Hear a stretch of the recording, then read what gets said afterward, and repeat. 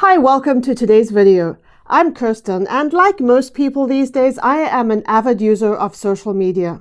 I use it for many things: to keep in touch with people, to voice my sometimes controversial opinions, and as a source of news. That last one, as we all know, is problematic in a time when so much false information is swirling around on the internet. We're not talking about simple mistakes here. I don't mind accidental errors in news articles as long as some effort is made to correct them. What I have a problem with is information that is intentionally misleading, especially when that misinformation and those lies are posted by someone in a position of authority who people turn to when they are making important decisions. Like who to vote for in a national election, how to behave during a deadly pandemic, whether or not to participate in an insurrection against the government of your country. So if people are basing these decisions on what the people they admire are posting on social media, should those social media platforms be weeding out the fake news, the misinformation, the conspiracies?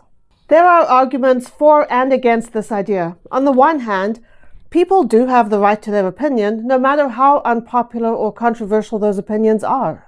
There is a fine line between opinion and fact, and shutting down an opinion, even one that goes against available evidence, can put us on a slippery slope of being controlled. No one is comfortable with that. I mean, if someone wants to present their argument that the earth is flat, who is anyone to stop them?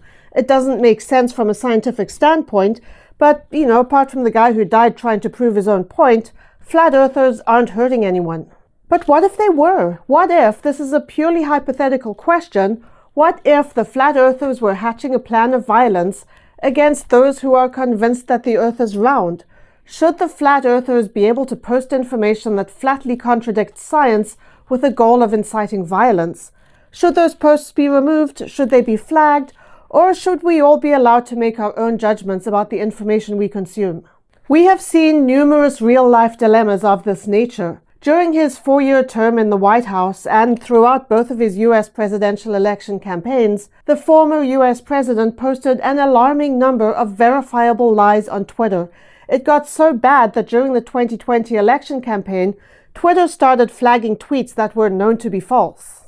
Throughout the COVID-19 pandemic, we have seen an abundance of things shared on social media that have had scientists and doctors wanting to rip out their hair in frustration. We've had the anti-maskers, the COVID deniers, the anti-vaxxers, the people who say the pandemic was planned, the people who think the vaccine contains a microchip. When it's a matter of simple opinion, that's one thing. When opinion is stated as fact, and people use that misinformation to make choices that are harmful to themselves and others, it's a whole other story. And it gets really bad when people use that misinformation to actively try to influence the decisions that other people are making for themselves. So what's the answer?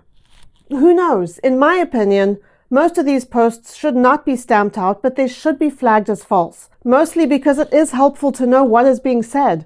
We cannot counter misinformation if we don't know what misinformation is being spread. The only posts that should be removed are the ones that incite harm, that pose an imminent threat to a person or a group of people. Messages matter, and so do the words we use to convey them. That's it for today. I'll see you on Wednesday.